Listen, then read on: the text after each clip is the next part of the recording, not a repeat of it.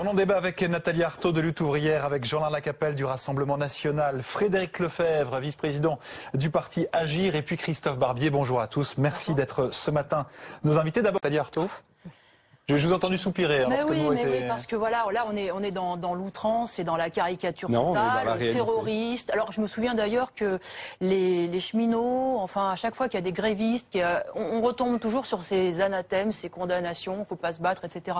Moi je veux dire et redire. Quel est le rapport ? Ma solidarité avec ce mouvement des Gilets jaunes, avec y compris ceux qui continuent de manifester parce qu'ils attendent effectivement des réponses de la part du gouvernement. C'est les Gilets jaunes, ce qui s'est passé samedi, Nathalie Arthaud. Non, parce que juste, moi je pense que ce mouvement des Gilets jaunes, il marque le pas.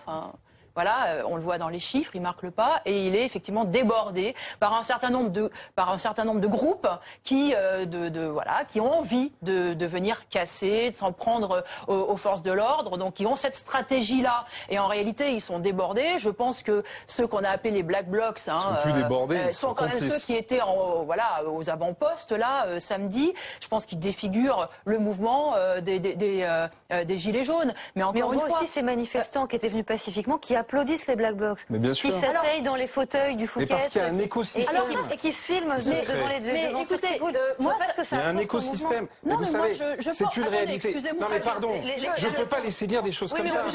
Mais c'est insupportable.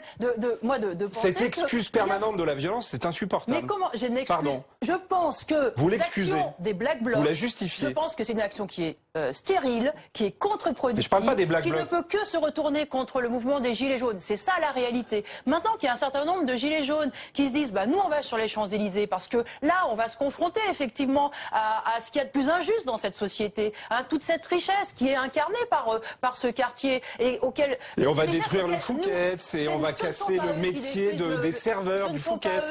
Mais c'est qui, madame? Vous le savez pertinemment. Arrêtons ce discours d'excuses permanentes, qui est un discours de complicité, pardon. J'ai entendu une femme dire...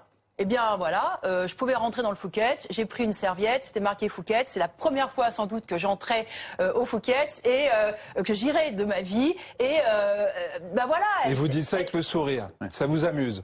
Mais c'est une réalité.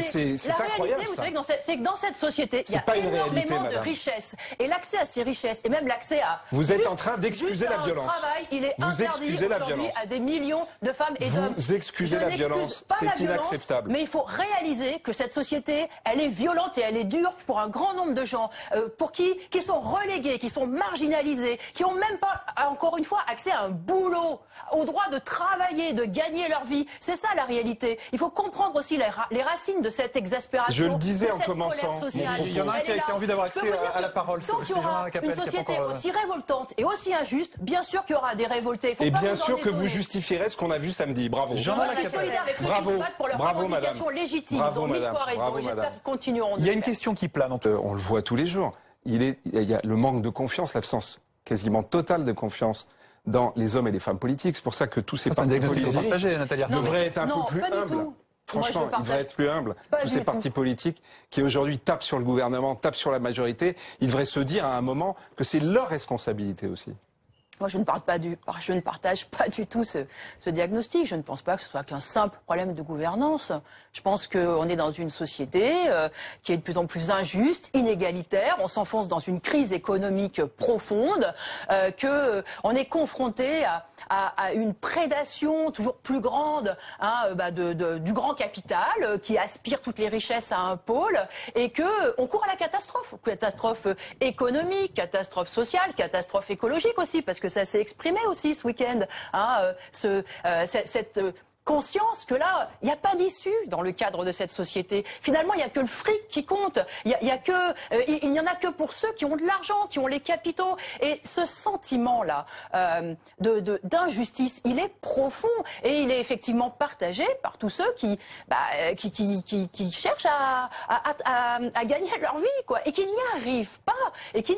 Parce que c'est vrai pour les salariés, c'est vrai pour des indépendants, pour certains entrepreneurs. Moi, j'ai rencontré beaucoup de coiffeurs, par exemple, qui n'arrivent plus à vivre parce qu'y compris leurs clients sont tellement pauvres que maintenant ils vont chez le coiffeur une fois tous les 3 mois. Comme quoi, c'est pas mauvais qu'il y ait des riches dans un pays Vous nous promettez le Venezuela. Eh bien aujourd'hui, vous croyez que ça fait rêver? Voilà. Aujourd'hui, la réalité, c'est qu'il y a de plus en plus des gens qui ont de l'argent dans notre pays. Ils ne veulent serait-ce pas que pour donner du investir. travail. Ils veulent pas investir. Regardez même ce qui s'est passé sur Ford, sur Ascoval. La majorité des Français Moi, j'ai été frappée de voir que ça les intéresse même pas de récupérer, de reprendre ces entreprises-là, hein, parce que sans doute ils ont mieux à faire à aller spéculer à la bourse. C'est ça la réalité. Cette conscience que la société elle est bloquée, qu'il y a de l'argent qui dégouline à un pôle, hein, et puis qu'on nous explique que il n'y a pas de quoi maintenir les urgences hospitalières, il n'y a pas de quoi donner des moyens aux écoles. Vous savez, moi je serai en grève demain parce qu'on enlève des moyens dans un lycée. Je travaille au lycée Aubervilliers, mais c'est vrai pour les collèges, c'est vrai pour les écoles. On enlève des moyens dans ces quartiers-là. Il n'y a pas d'argent pour ça, il n'y a pas d'argent pour